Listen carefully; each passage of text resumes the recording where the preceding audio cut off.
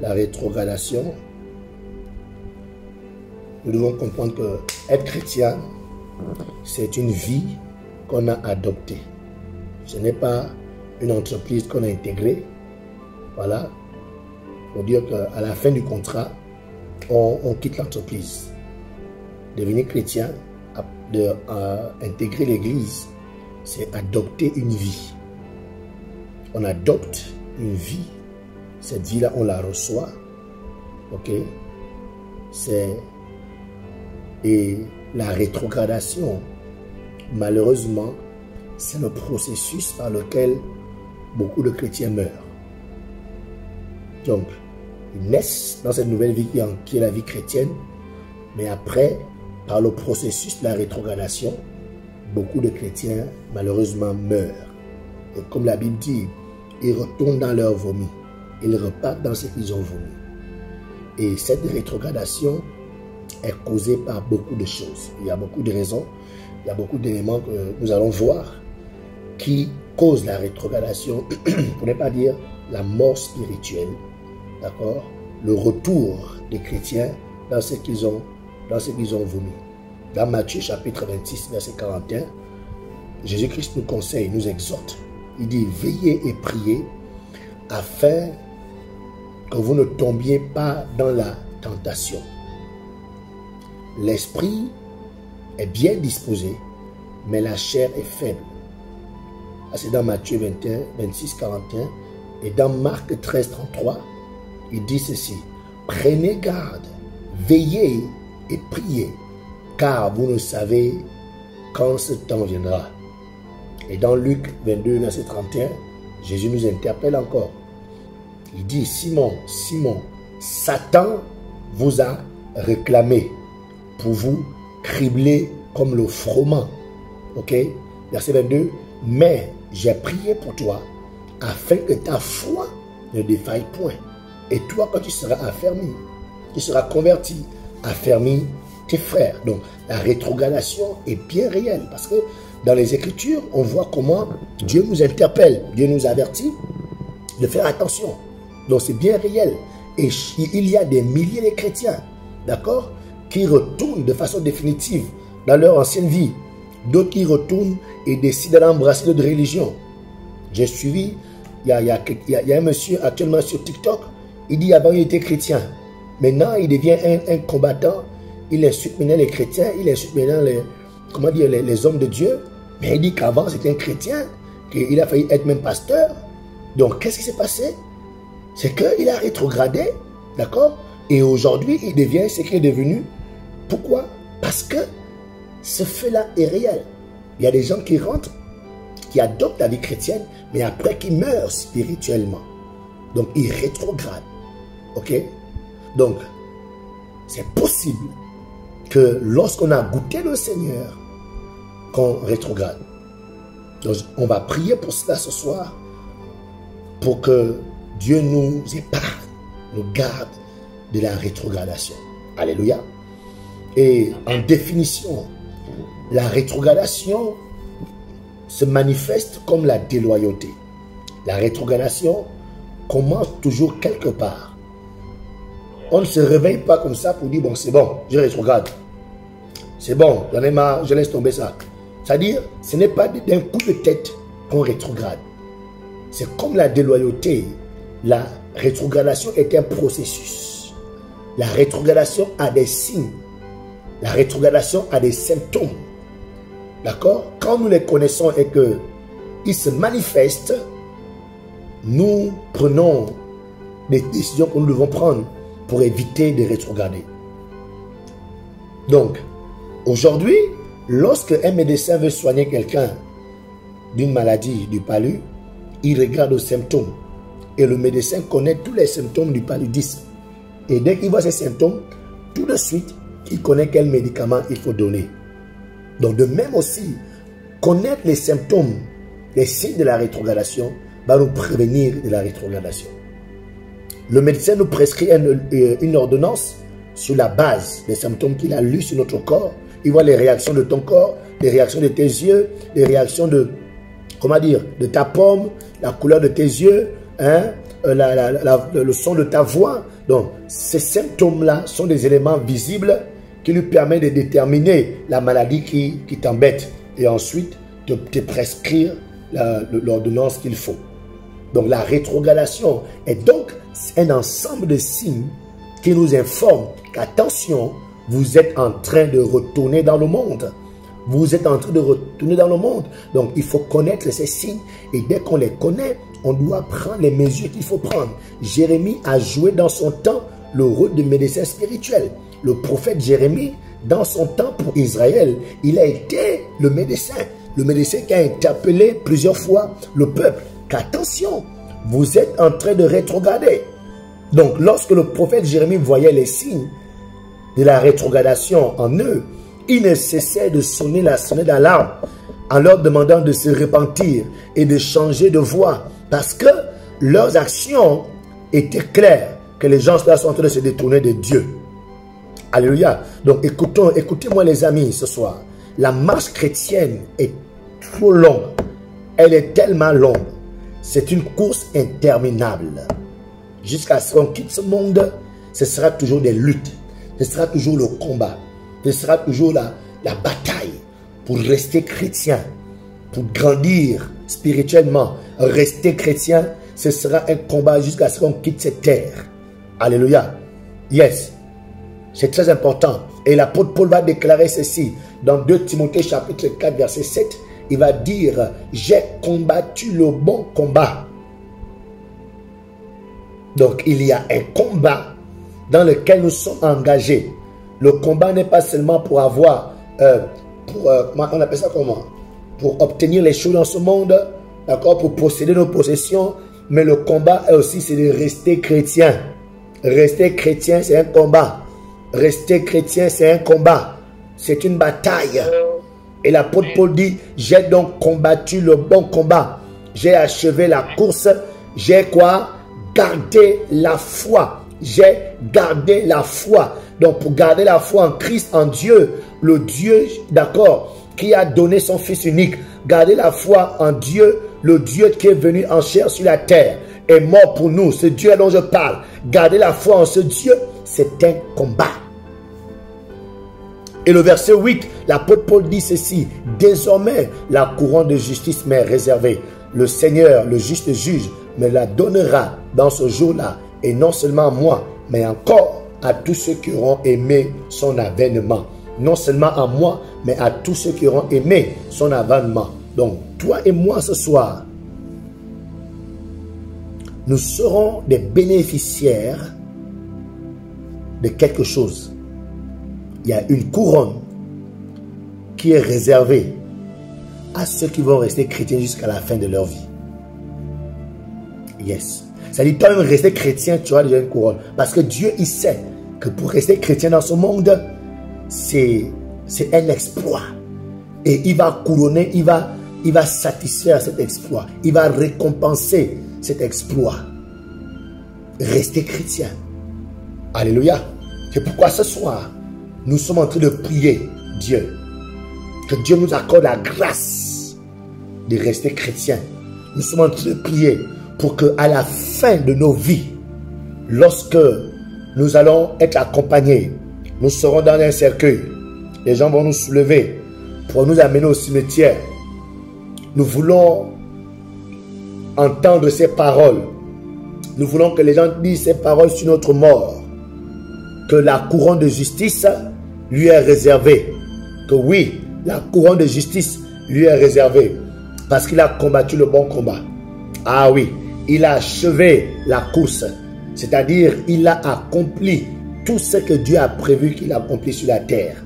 Il a surtout, il a surtout gardé la foi. Ce soir, nous voulons prier que Dieu nous accorde la grâce. Dans ce monde qui se perd, dans ce monde où la pression monte, dans ce monde où la méchanceté est là, où ça devient compliqué pour tout le monde, ça devient difficile, la vie chère, les prix augmentent, financièrement ça devient compliqué, ça devient compliqué socialement.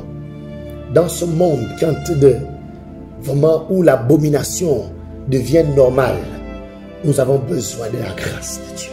Que Dieu nous accorde la grâce de rester chrétien, de garder la foi. Est-ce que tu peux élever ta voix? Que Dieu t'accorde la grâce de garder la foi, de toujours rester quelqu'un qui aime Dieu, quelqu'un qui sert Dieu, quelqu'un qui est dévoué pour le Seigneur. De cette réalité qui est la rétrogradation, le fait de rétrograder. Personne n'est à l'abri. Tout le monde peut rétrograder. C'est pourquoi vous devez toujours avoir compassion de ceux et celles qui ont rétrogradé. Parce que aujourd'hui, toi qui es debout, attention, ne te moque pas de celui qui est tombé. Nous devons soutenir ceux qui sont tombés, pleurer pour ceux qui sont tombés, supplier Dieu pour sa grâce, pour relever ceux qui sont à terre. Parce que demain, qui sait, peut-être nous qui serons au sol. Donc la rétrogradation, c'est un sujet qui concerne tout le monde. Nous tous, nous devons supplier Dieu, prier, que Dieu nous préserve, qu'il nous fortifie. Dans 1 Corinthiens chapitre 10, verset 12, l'apôtre Paul dit ceci. Ainsi donc, que celui qui croit être debout prenne garde de tomber. Que celui qui croit être debout. Et ce qui est terrible, c'est que la Bible dit, celui qui croit être debout. Ça veut dire que tu crois même que tu es debout. Donc attention, prends garde de tomber. Prends garde, ça veut dire quoi?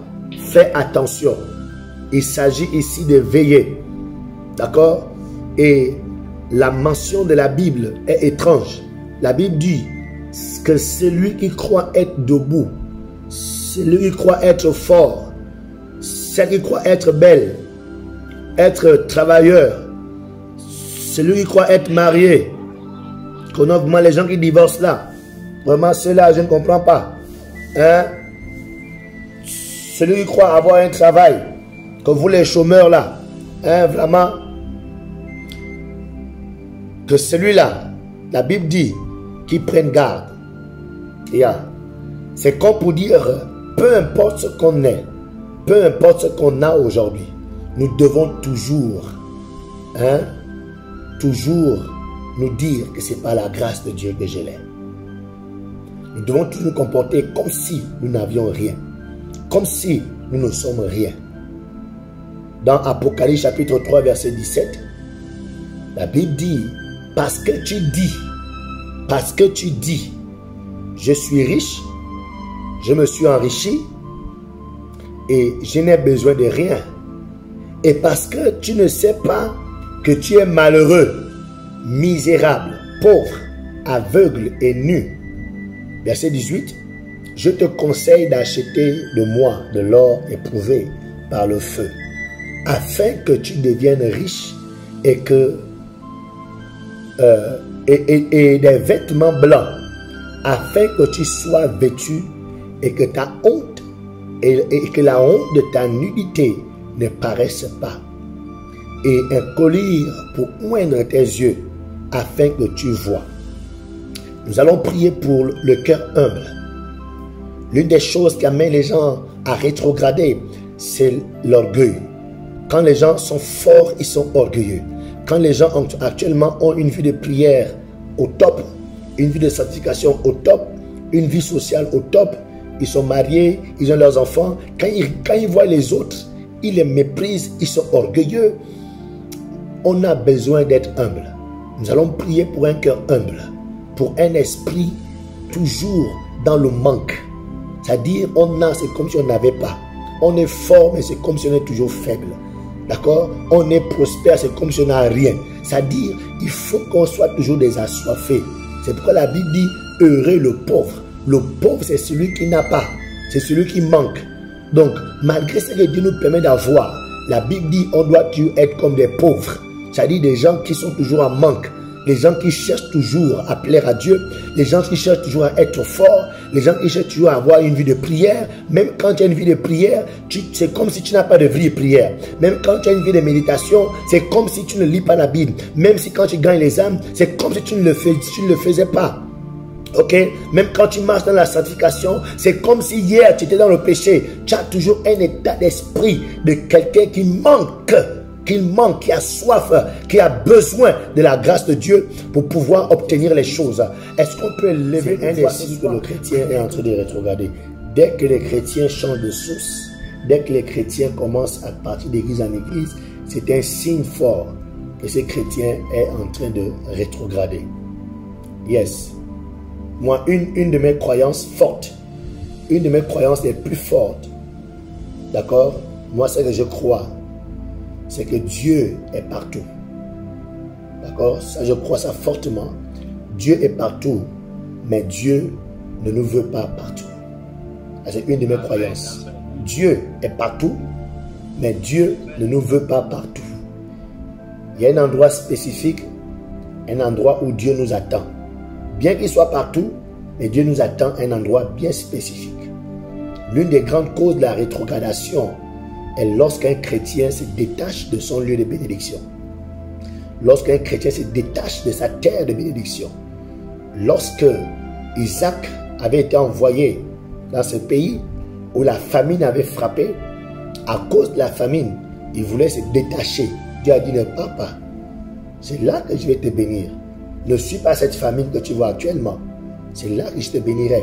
Beaucoup de chrétiens, pour une raison ou pour une autre, facilement se détachent de leur terre, se détachent de leur assemblée.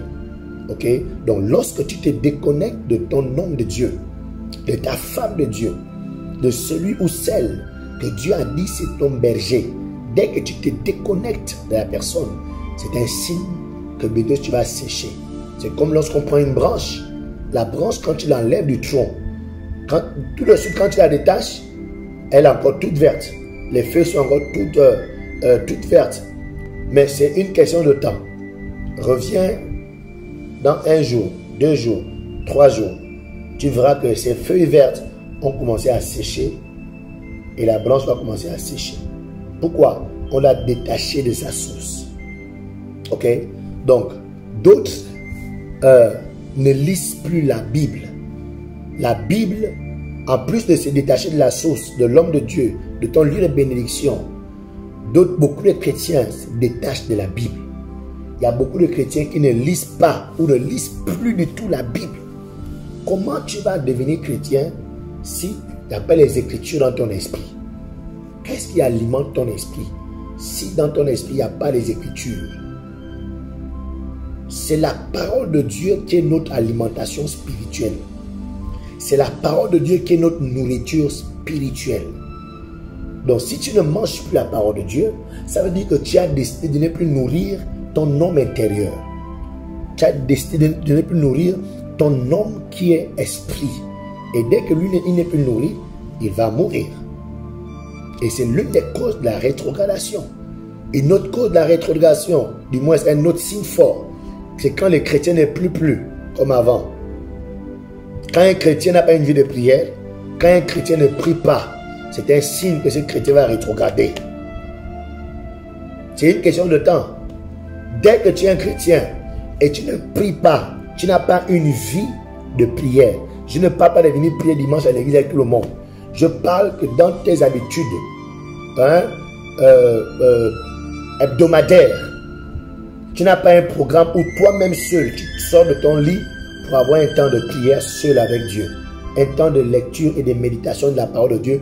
Quand un chrétien n'a pas ça, c'est un signe. C'est juste une question de temps. Ce chrétien va juste rétrograder. C'est une question de temps. Ok? C'est une question de temps. Et dans Jérémie chapitre 2, verset 13, la Bible dit, « Car mon peuple a commis un double péché.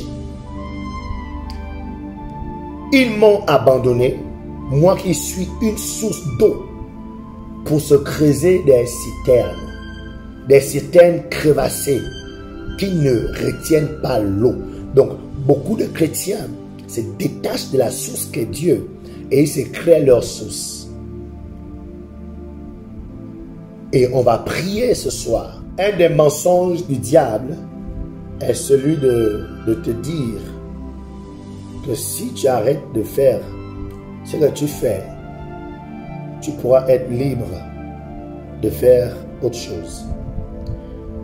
Beaucoup de chrétiens qui sont engagés sont souvent trompés par le diable en disant que non, écoute, tu es trop chargé à l'église, hein?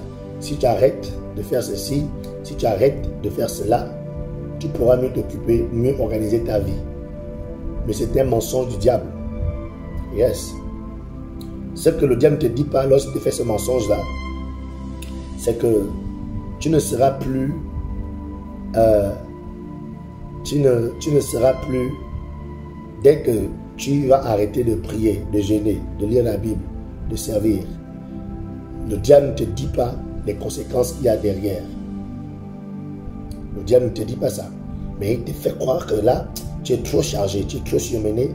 Bon, écoute, si tu arrêtes l'activité de l'église, tu arrêtes de faire ci, tu arrêtes de faire ça, tu ne seras plus disponible. Le diable te fait oublier comment les choses ont évolué jusqu'à présent dans ta vie. Que malgré cette pression, malgré ces multiples tâches de l'église, malgré cela, malgré ton engagement, il te ferme les yeux comment ta vie évolue. Comment ta vie est en train de progresser. Comment tu as eu ce travail. Comment malgré tout ce que tu fais à l'église là, socialement ta vie évolue, spirituellement tu évolues, d'accord, financièrement les choses s'établissent, mais il te fait croire que tu es trop fatigué, tu es trop surmené, tu ne t'en sors pas. C'est un mensonge du diable. Ok? Parce que ce que le diable veut surtout empêcher dans ta vie, c'est le sacrifice.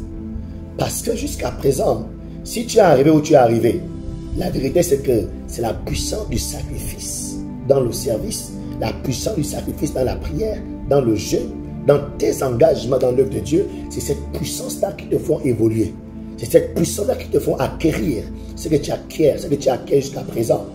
Donc le diable, il vient, il dit non, non, tu es trop occupé. Non, non, non, non, tu travailles trop, tu es tout dans l'église, tu fais trop ceci, tu fais trop cela. Le diable veut tuer le sacrifice dans ta vie. Le diable veut que tu fasses le strict minimum. Il veut t'évangéliser à faire le strict minimum.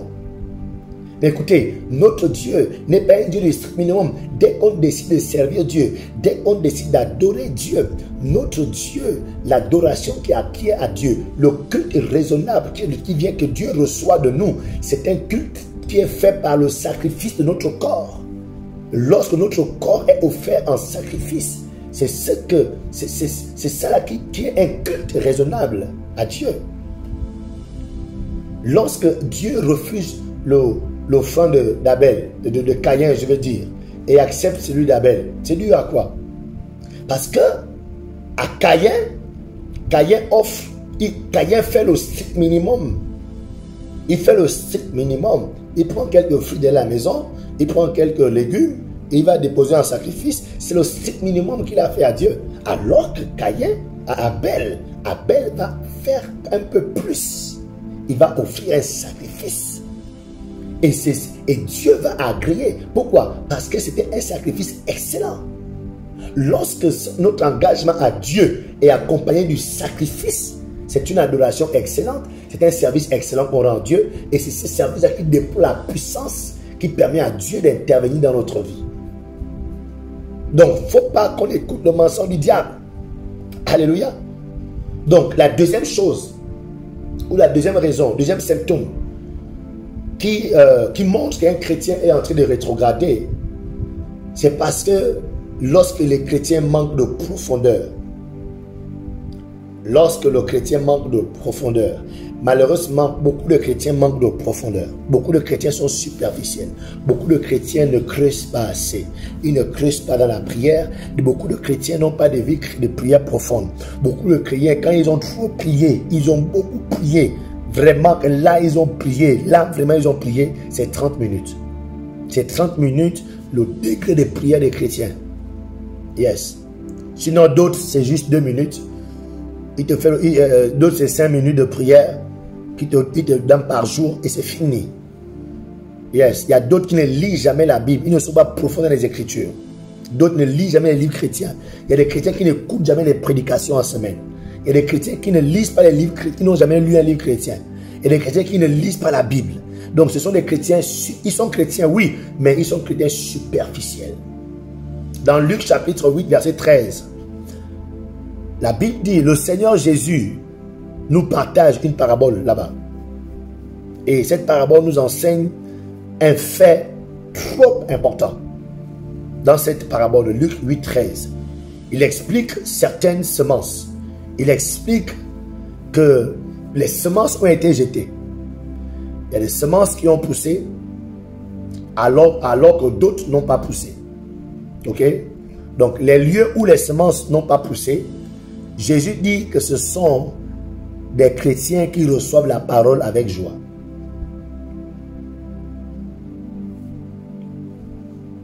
Ils disent Amen. Ils sortent du culte avec des résolutions. Quand là, le message aujourd'hui était très fort, très profond. Là, j'ai décidé de faire ci, j'ai décidé de ranger ceci.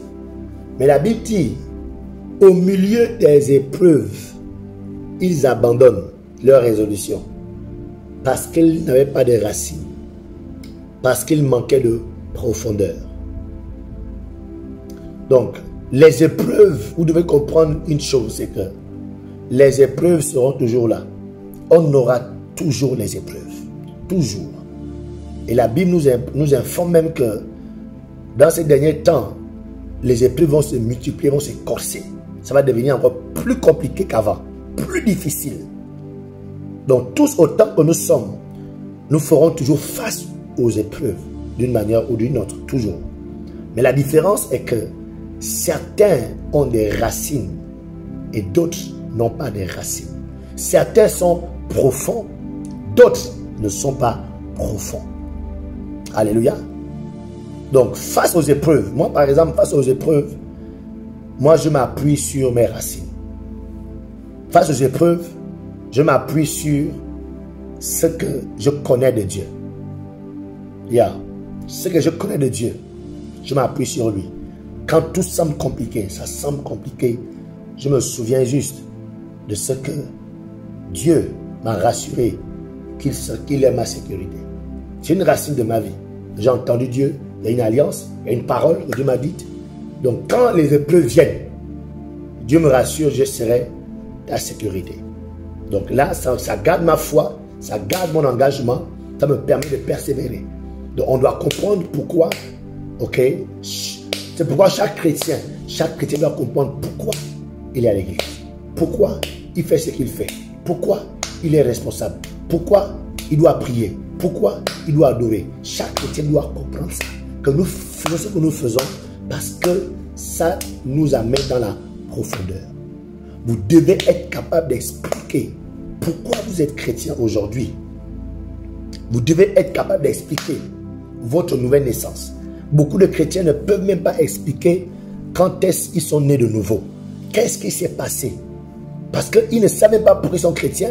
C'est quoi être chrétien? Comment ils sont devenus chrétiens?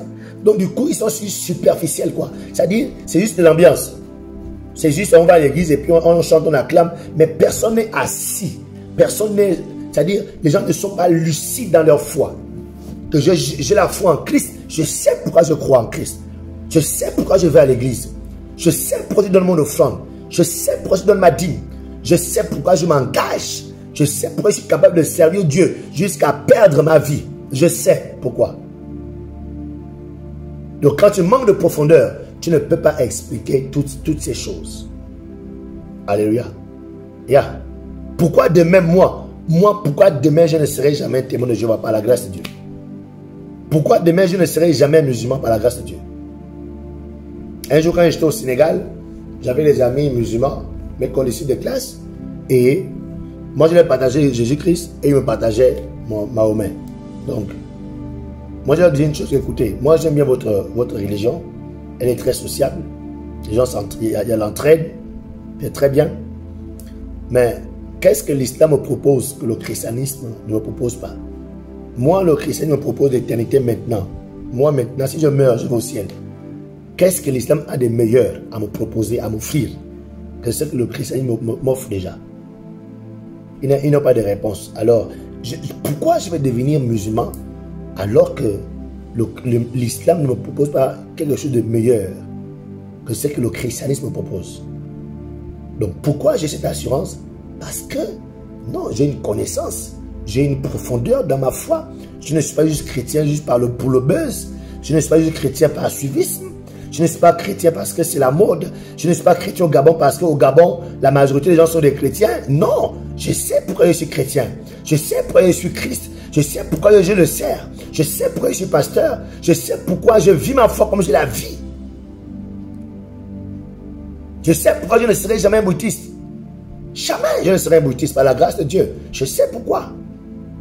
Yes. Quelqu'un disait une fois que parce qu'à l'église de réveil, on parle trop d'argent, il est retourné à l'église catholique. Voilà quelqu'un qui ne sait pas pourquoi il était à l'église tout ce temps.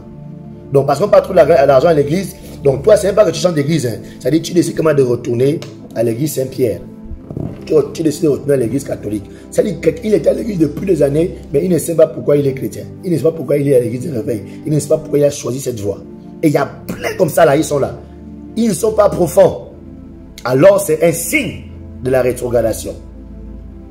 Donc, est-ce que vous êtes convaincu de votre foi actuelle? C'est très important. Est-ce qu'actuellement vous êtes convaincu de votre foi? Si oui, à quel degré êtes-vous convaincu?